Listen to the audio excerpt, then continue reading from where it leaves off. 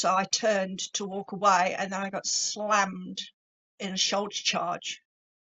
And I honestly didn't know what happened, because as I was hit with the shoulder charge, I took a blow behind the ear, which I don't know whether you know is it's called the sweet spot. It's a king hit. It can kill. Since this happened, I was watching what was happening in the New Zealand courts, and I actually expected what did happen. To be honest, I've seen rapists go out with on home detention. I've seen murderers go out with ankle bracelets on. Justice in New Zealand is broken.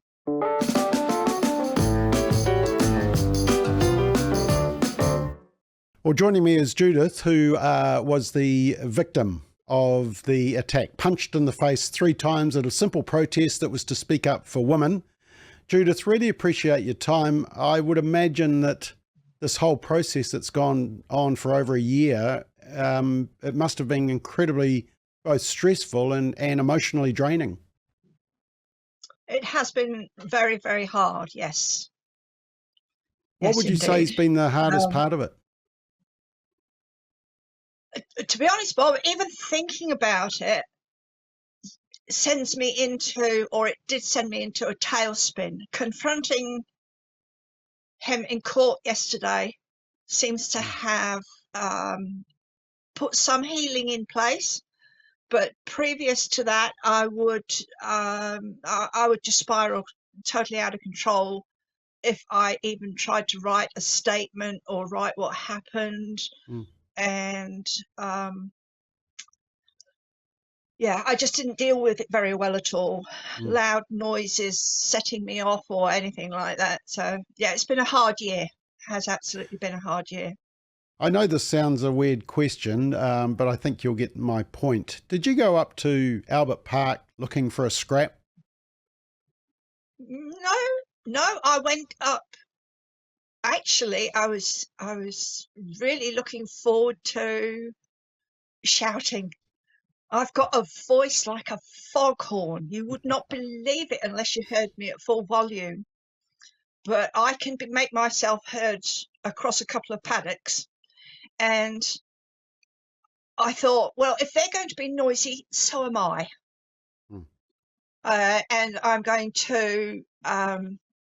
they think they can drown me out. I really thought that we were going to have a shouting match. Right. And I was quite looking forward to that, because I do like going full bellow occasionally. But no, I wasn't looking for a scrap. So you went up for a verbal stoush, but you weren't expecting a physical stoush. Yeah. I don't like Shanil Lal, and seeing him sit on the podium on TV One News and saying, "Oh, we're going to be loud. She won't be able to say anything." I thought, "Ooh, you! Yeah. Let me get near your ear, old mate." What did you think was what did you think was the purpose of the Posie Parker rally? I mean, the media painted it as anti-trans. I mean, maybe I should ask you that. Are you anti-trans? No, they can do what the heck they like. If a man wants to dress up in a wig and makeup and dress, go for it. I'm not bothered. You know, I think he's a mentally ill person who needs help. But if that's what makes him happy, then fine. What I am is dead set against giving children hormone blockers, puberty blockers, and then cross-sex hormones. That I am dead set against, and I will fight anybody with that one. Okay, well, we're fighting that one together with you. So what did you want to hear from Posie Parker? What did you think she brought to the debate? I don't know. That's why I went. I know she's opposed to those things, and but I was fairly new to all that last year.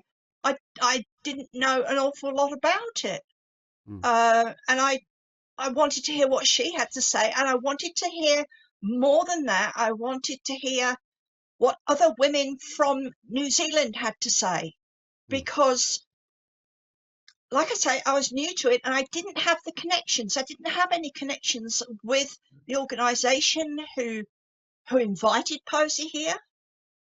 I didn't have any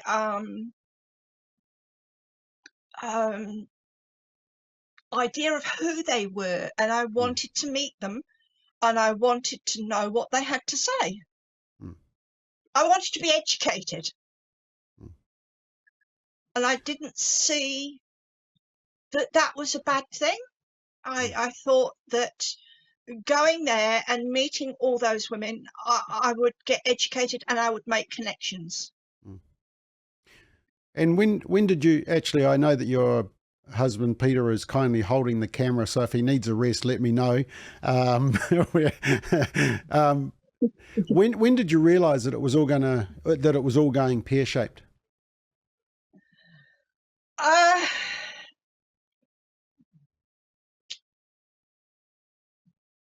When they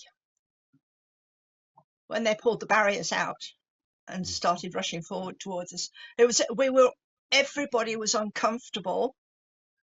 All the women were sort of looking over their shoulders and saying, "Where are the police? Why are the police not in the gap between the, why they're not in front of the metal fence? Why are they not holding the line?"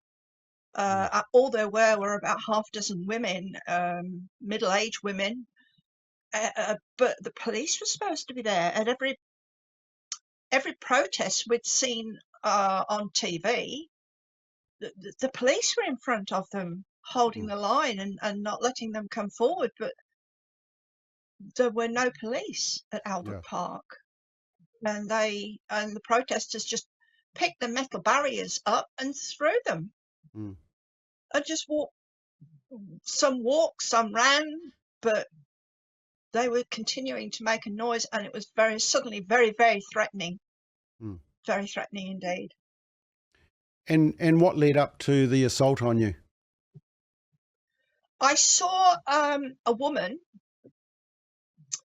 pulling out. We had the metal barrier, or I say we because it's just a definition. It doesn't mean me.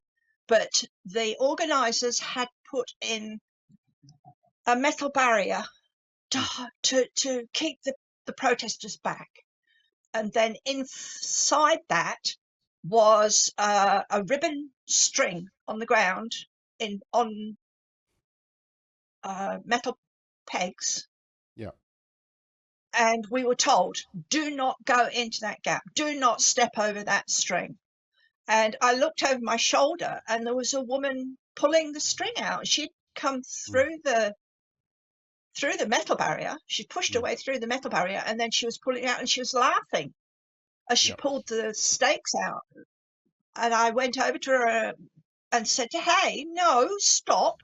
And I had my hands out, and then as I approached her, I hit one of the metal barriers that had been dropped on the front. My feet went out from underneath me, and I fell forward, and both my hands touched her in the stomach. But I think there was such a look of surprise on my face when my feet went out, and she actually laughed at me. And I said, "No, you're not being fair. This is our time now." And she just sort of, "Move out of the way, old woman. It's our time, not yours." And I figured, with everything else that was going on, with the sheer number of people that they'd brought to shut us down, there was no way that I was going to be able to do any good. So I turned to walk away, and then I got slammed in a shoulder charge. I took a blow behind the ear, which I don't know whether you know is called the sweet spot. It's a king hit. It can kill if it's hard enough, but it always puts you out. And I honestly could not see anything from that point on. The whole thing went black. I was out on my feet. And from that point on, all I've got to go on is the video that I saw, because I can't remember any of it. Apart from at one stage, I saw him on the floor in front of me, and his fist was raised like he was coming at me again, and somebody stepped between us, and that's about it. That was the attack as far as I was concerned. Smack behind the ear, seeing a hand come towards my face sometime later, but the rest of it was all black, just unconscious. So in some ways, your injuries, concussion and bruising, might have been actually a light injury to what could have happened. It could have been very, very serious, but even so, totally unacceptable, and the injuries still have been traumatic for you, haven't they? Yeah. Yeah, they have.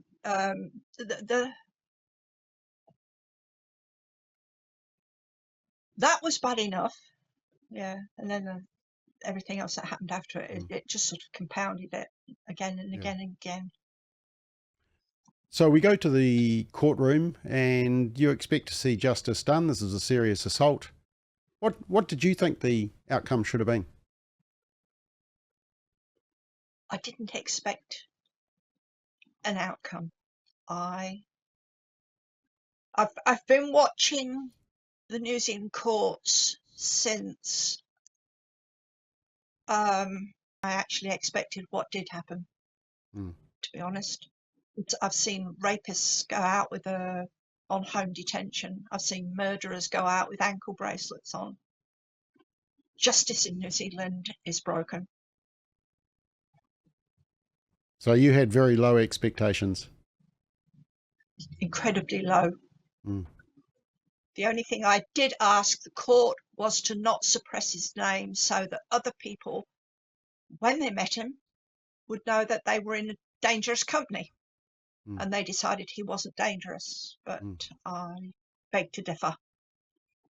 And so what's your response to the argument from the lawyer was, well, he did some community service, he went to some counselling, he has ADHD, and he offered $1,000. I think he offered 500, but they managed to talk him up to 1,000. But, the judge said, make it 1,000, but he's now 21 years old, Bob. He has suddenly been diagnosed with ADHD and autism. My grandson was 4 and he was diagnosed with Asperger's and ADHD. My granddaughter was 6 and she was diagnosed with ADHD.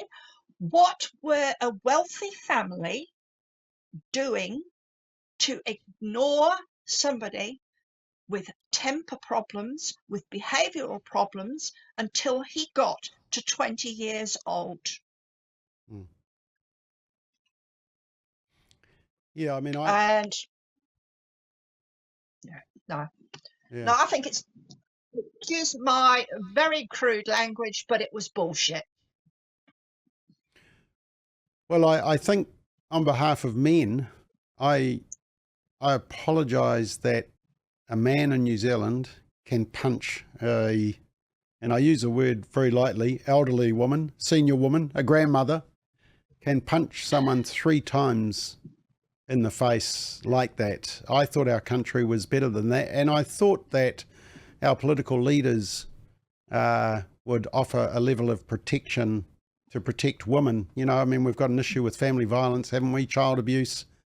And yet, yes, from, as I said in my McBLOG, for justice to be done, it needs to be seen to be done. And I don't think it's being done, has it? What's your message for New Zealanders watching this and thinking, wow, this just seems so wrong? What's your message to them?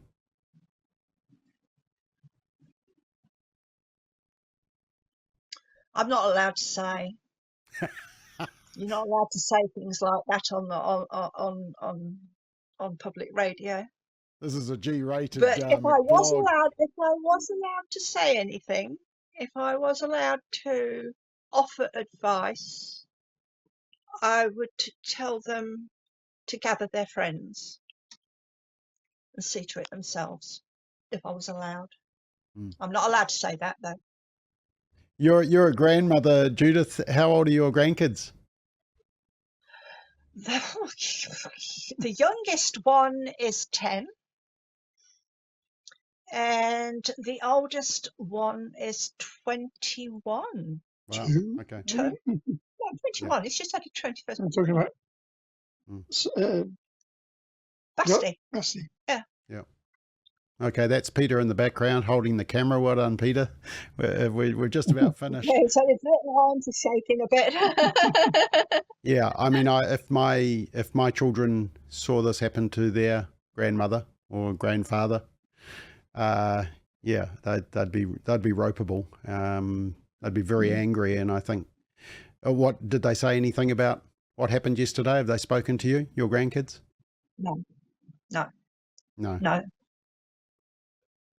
Too much emotion. No, they're actually I doubt they've actually got the news at the moment. They're the youngest ones will be in school, and they have. Oh, sorry, we're going to wobble. The youngest ones will be in school, and they have been kept out of this. Good. And the older ones are overseas on holiday, so they will not have. I've not phoned them. I don't think they need to know. But you actually asked for your they're- name suppression to be lifted, didn't you? You wanted your name to be out there. Yeah. Well, they said they would try and keep it quiet, but once, as far as I know, only he actually is allowed to ask for name suppression. I get it as a sort of an adjunct to the fact that they're suppressing his name, so they're suppressing the case in effect. Yeah. You know, it all goes under the same umbrella. Yeah. But I said, no, not now. I didn't mind it being kept quiet until actually after the verdict. But once the verdict was in, no, this is me. This is what you get. Yeah. Will you appeal? Are you instructing your lawyers to appeal, or will you see if another group like the... I'm not allowed legal representation. Yeah. This case is about the New Zealand police. Right. And him. Look, we're at the end of it, so let me wrap it up. Judith, like I said earlier on, I reiterate, I apologise on behalf of men in New Zealand because that was not a manly act.